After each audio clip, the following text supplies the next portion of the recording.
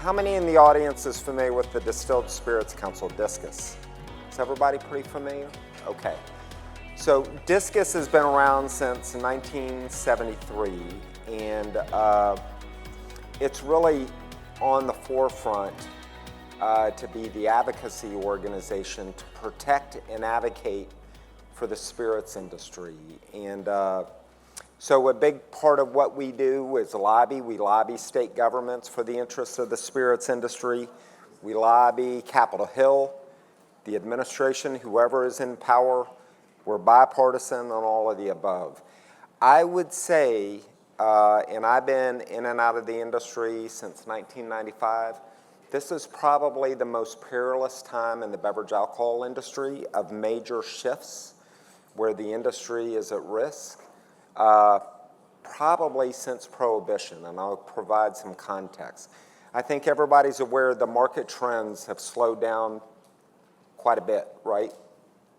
A lot of this is the post-COVID hangover, a lot of inventory issues, through the supply chain system and all that type of stuff. But the market has slowed down as well. You've got cannabis, you've got inflation, and then you've got a pretty significant community globally that is highlighting alcohol and science issues that could be really detrimental to the industry. The World Health Organization, they're based in Geneva, Switzerland, and everybody's probably familiar with the WHO. They were very much involved with the pandemic and so forth and COVID.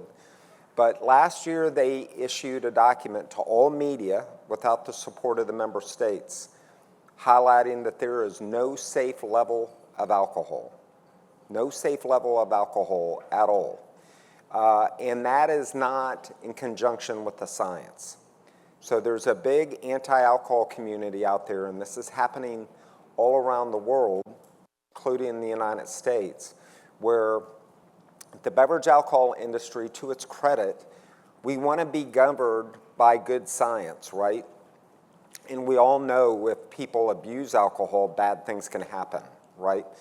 But there's an agenda out there to try to get people to not drink at all or enjoy cocktails or great wine or great beer whatsoever. And it's not guided by the science. So in addition to that, you've just got to slow down in the marketplace. And, I had the privilege of talking to a lot of business leaders, and at this point, there's no light at the end of the tunnel on how the marketplace is going to shake up. You've got inflation issues and all of the above. You've got the influence of cannabis and so forth. So out of the gate, I'm going to make a plug for DISCUS. If y'all aren't engaged with DISCUS as your companies, we need y'all's help. The more people within the industry that supports DISCUS's efforts, as we're on the front lines fighting tax increase threats, fighting an effort to manipulate the science on alcohol and health issues, we've got to be on the front lines, and we need all the support that we can get. Advocacy is a team effort, and I'll show you a couple of platforms that can highlight that. But essentially, DISCUS is all about fair competition. Obviously, we want to make sure that spirits can compete effectively with our great friends in the wine industry and the beer industry. And we want to make sure that we're satisfying the consumers. And I'm sure many of y'all are trying to do that every day, bringing great products to market. And then obviously we want to be guided always, always, always on the side of right as it relates to social responsibility. How we market and advertise our products, how we address and go after issues associated with alcohol abuse. So we're advocates, we promote the industry, and we try to educate. So DISCUS membership, this is just a plug. We've got director members. We've got great craft community that are very engaged.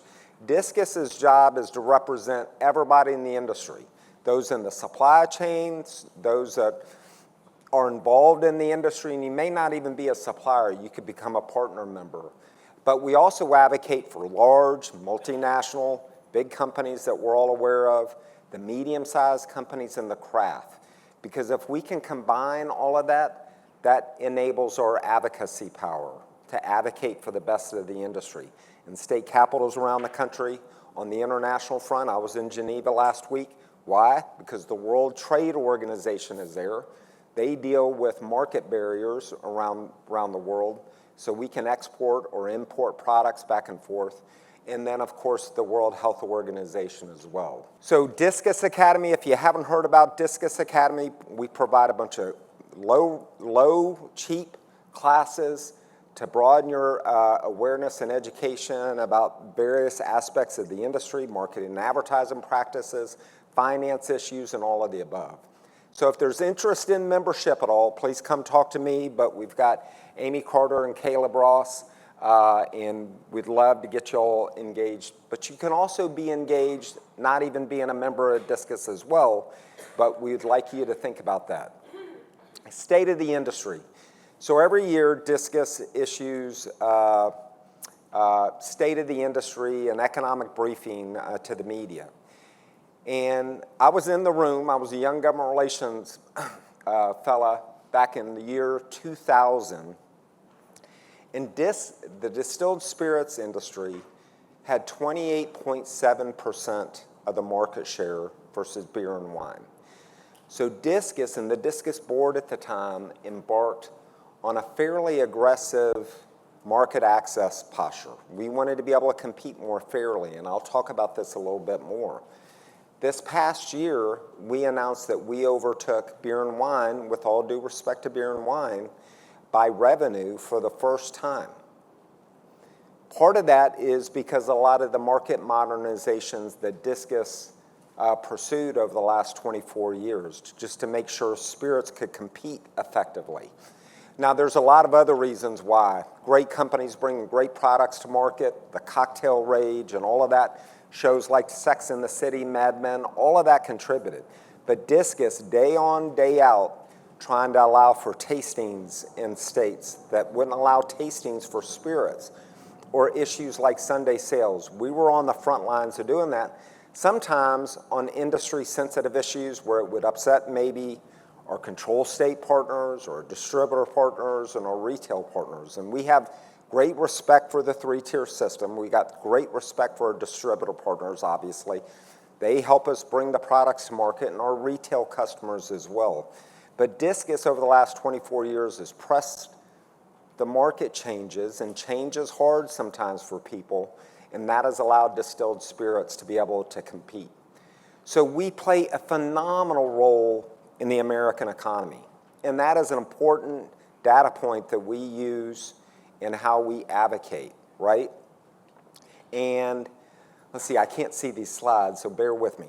I mean, we partner with the agriculture community. It's pretty significant.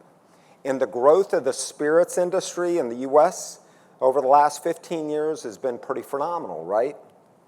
The market snapshot, as I mentioned, for the first time in 2022 was the first time we overtook beer in market share, with all due respect to beer, right? And if we keep trending, that was by revenue. But if spirits keeps trending, we could eventually overtake beer by volume by 2031, 2032. So our advocacy efforts are really, really important. Here's the chart.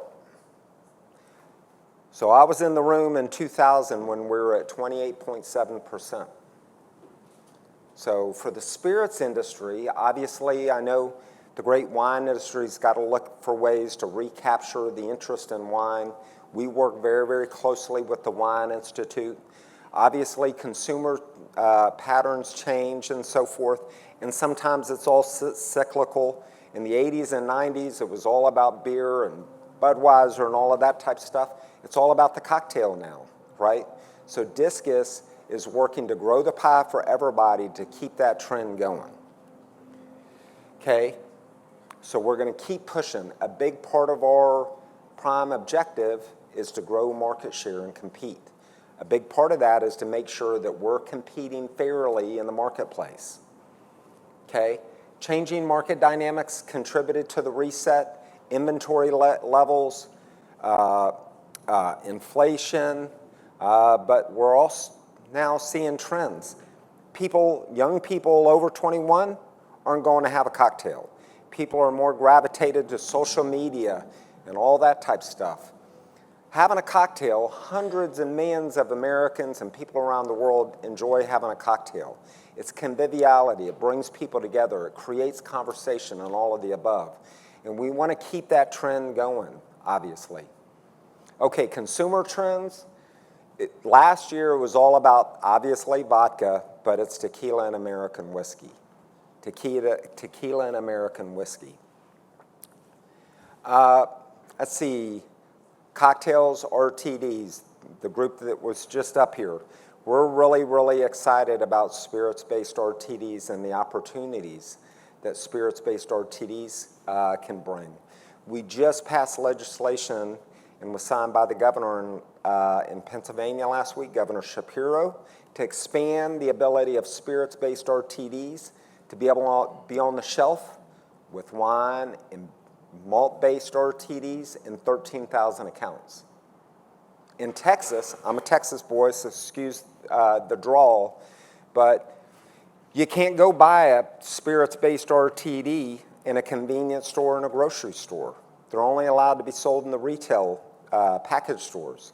In the Texas Grape package stores, I'll be down there next week for the Texas Package Store Association, but we want to be able to have those products that have the same level of alcohol, ABV, as a beer or a wine, to be able to be sold in convenience stores and grocery stores as well.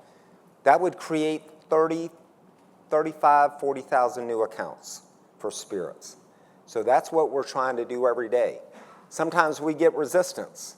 Some of our great customers won't prefer the competition, right? But Discus tries to be on the side of the consumer, ultimately. And if we, all of us in the room, are always on the side of the consumer, we're going to win. Tequila, mezcal, cocktails, RTDs, I mean, they're winning the day at the moment. Consumers, interestingly, are starting to gravitate to spirits-based RTDs, and we're excited about that. And that is an opportunity to attract new consumers into the marketplace. Okay, key policy wins for the industry. Just to give you a highlight. The last federal excise tax increase on spirits was in 1990, okay? So the last time Congress decided to increase taxes on a bottle of spirits was in 1990. When that happened, the market tank dive. We haven't had a federal excise tax increase for what, 30, 40 years now? But that day could come. So a big part of what Discus does is to protect that from ever happening. Well over the price of a 50%, 50+% the price of a bottle of spirits is taxes, right? And when you increase taxes, people are going to buy less, right? So we focus on market access, taxation, obviously always working to oppose tax threats. Trade, our industry was caught up in a pretty significant international trade war between the US and the EU about 3-4 years ago, had a direct impact on exports and imports into the US, grappling with a 25% tariff. We deal with the alcohol and science issues as well. Government relations, that's where all the battles are primarily, is in the states and the states' capitals. And that's where we're working to try to modernize the laws, always guided by responsibility, but to make sure spirits have been able to compete effectively in the marketplace, with all due respect to beer and wine as well. Tariffs were pretty significant. During the Trump administration, and it could be coming back, President Trump took a very aggressive trade posture with the EU and China and others over issues like steel and aluminum and Boeing and Airbus aircraft subsidies and so forth. What happened was in June 2018, in response to Trump's very aggressive trade policy, the EU imposed tariffs on American whiskey. We saw exports of American whiskey to the EU and to the UK at the time drop almost 40% because of the tariff. It was too costly to ship product overseas to the EU, which is a big market for spirits, right? And in return, eventually, the Trump administration retaliated and put tariffs on imported EU spirits back and forth. So we were caught in a trade war on an issue we have nothing to do with steel and aluminum trade discussions or Boeing and Airbus, but we got caught up in it because the EU put a tariff on American whiskey. Last December, through trade negotiations, it's complex, but we were on a cusp to have a 50% tariff imposed on American whiskey because there was a suspension, and then ultimately the Biden administration, to its credit, did a great job in cooling everything with the EU. But we have to expect, if Trump's going to get elected, and everybody's got different views on Trump, and now Vice President Harris and so forth, but we have to expect Trump's going to continue to take a very aggressive trade posture, right?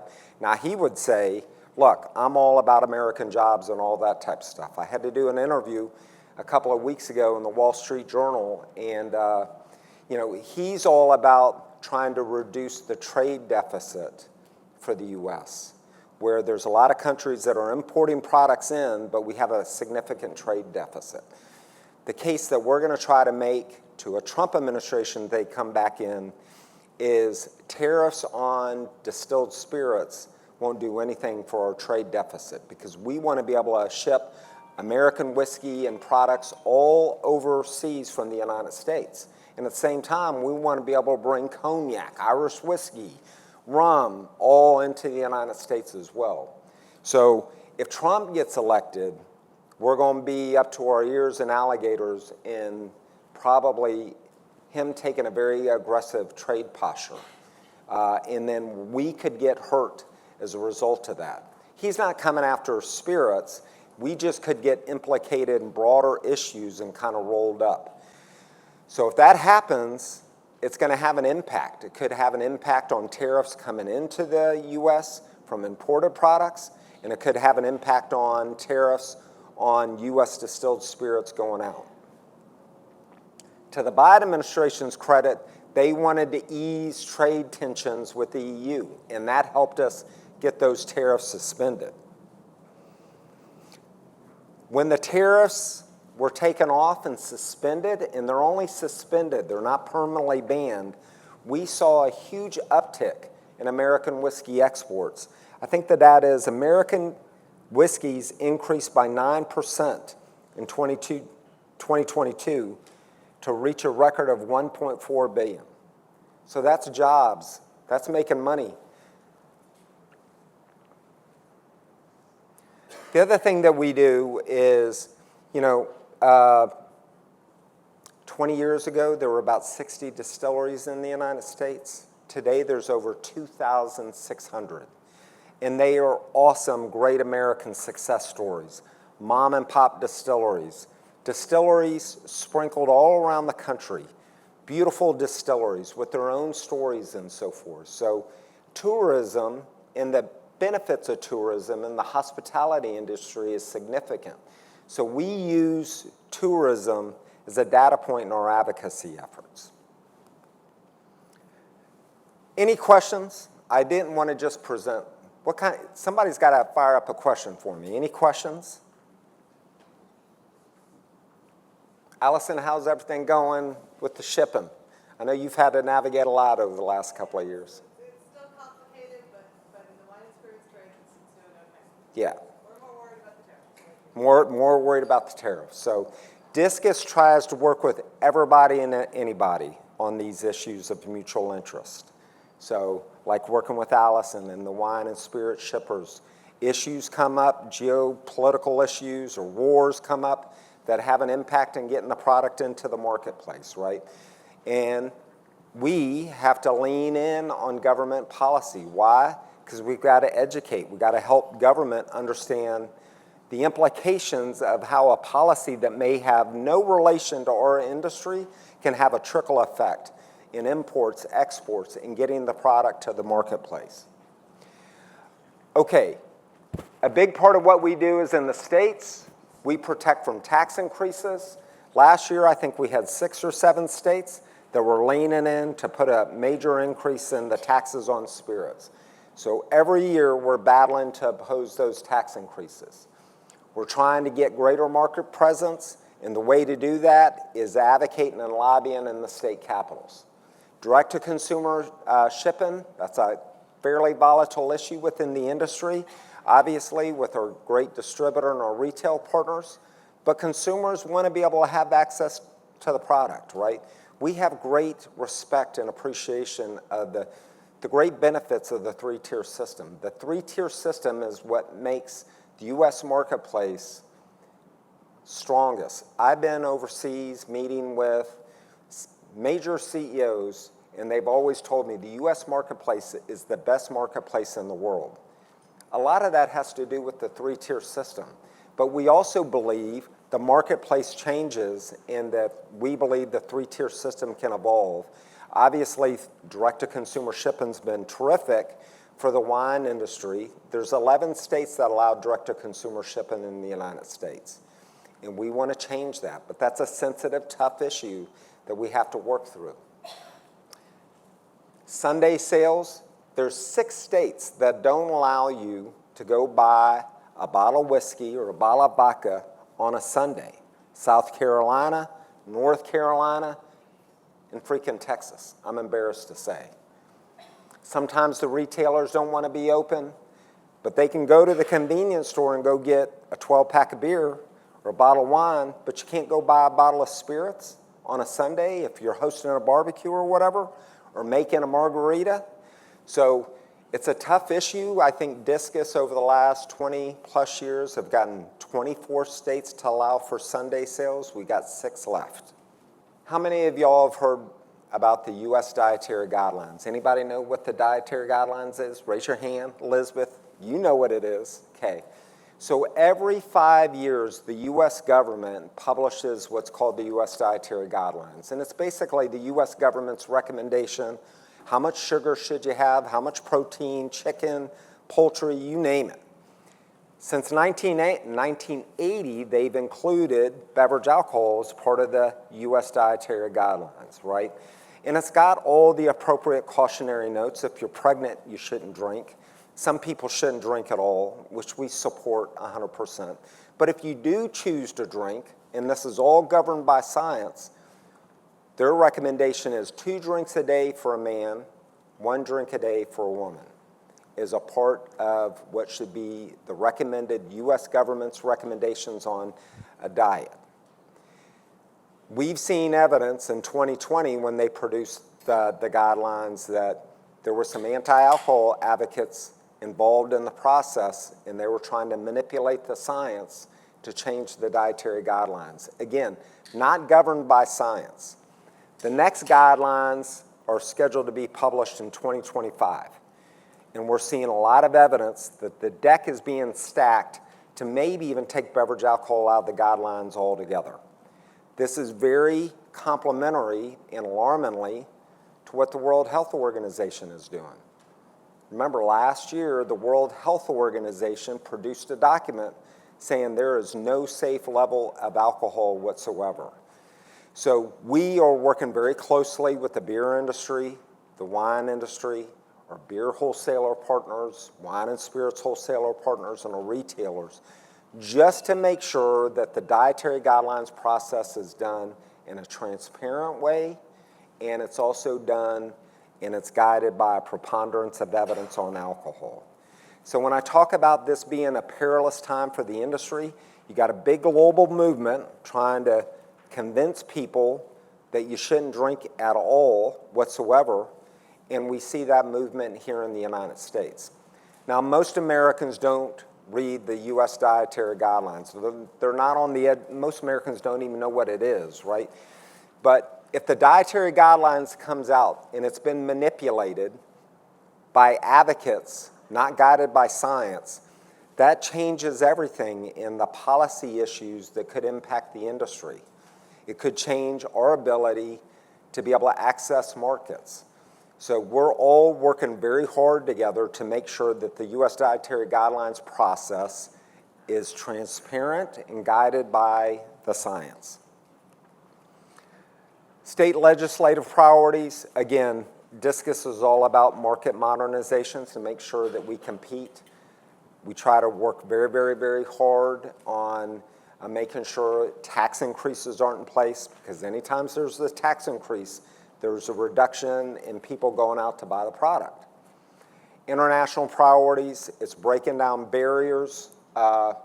In China, the U.S. market, U.S. distilled spirits in China is only 15 million. Think about that. Now, there's a lot of reasons. The Chinese consumer doesn't know what American whiskey is or what have you. It's a big cognac market. But there's a bunch of trade barriers in China, too. There's a 150% tariff. So how are we going to ever compete in China with a billion-plus consumers out there with massive trade barriers? So one of the things that Discus works on, and Allison does with the wine and spirits shippers as well, is getting after trade and barriers all around the world. And that includes the tariffs. One fun thing, we had our conference in San Diego back in March. And obviously, we live in a very political time, a very divided time. And about 3 or 4 years ago, we launched what's called Spirits United. Write this down if you don't mind. If you're not a member of Spirits United, it's free, www.spiritsunited.org. All you do is put your name and address in there, and that tells us where you live and who your member of Congress is. So when we have a big issue in a state or a big federal issue, we help you send a letter to your member of Congress. We'll draft it, you can amend it, and so forth. But we've got almost over 80,000 people signed up to Spirits United. Why? When we're advocating for an issue, we need the industry's voice heard. Of course, Discus is going to be there on the front lines. Allison and her trade associations firm is going to be on the front lines. But members of Congress and policy makers and state legislators listen to constituents, right? So Spirits United, you can get engaged and it doesn't cost you anything. And in March, because we live in such a divided country and it's going to get worse over the next 3 or 4 months with the election, we launched a cocktail party. So we want everybody to join the cocktail party. You can still be a Republican or a conservative or a progressive or a Democrat if you want, but join the cocktail party. Be with the army that is making sure that our industry's voice is heard. This is Share a Spirit. She's running for president of the cocktail party. Her real name's Colleen Sagg, and she runs Spirits United, but she's terrific. Okay, one important thing to highlight as well, I had the privilege of leading responsibility.org, and I talked about it earlier. The industry's commitment to responsibility is really, really critical. It's critical because it's the right thing to do. We've all lived life. We've seen someone overserve themselves. We probably know someone that's been in a drunk driving accident or friends or family that've gotten hurt and so forth. The more our industry leads in on responsibility issues, it really is about sustainability for the industry. We're all moms and dads and want to do the right thing. We all love our industry that we're in. But the more progress we make reducing, eliminating underage drinking and drunk driving, in promoting responsibility is just great for the industry. So responsibility.org's been around since 1991. Our mission is 3 things: promote responsibility of the product, eliminate underage drinking, and eliminate drunk driving. 2 weeks ago in Montgomery County, Maryland, I got the chance to ride around with a Montgomery County police officer in the middle of the night and pull over drunk drivers. And, more than 14,000 people still die on our roads every year from drunk driving. Somebody making a bad decision, either hurting themselves or hurting innocent people on the road. So we work very closely with traffic safety. We work closely with organizations like Mothers Against Drunk Driving. I got an email from Stacey Stewart earlier today. There was a piece of legislation that was being considered on Capitol Hill, and we joined toe-to-toe with Mothers Against Drunk Driving to make sure to kill that legislation because it could have induced more drunk driving. So the industry's efforts on responsibility is critical. Be aware of responsibility.org. We all should be proud of our efforts. We all got to try to live it every day as well.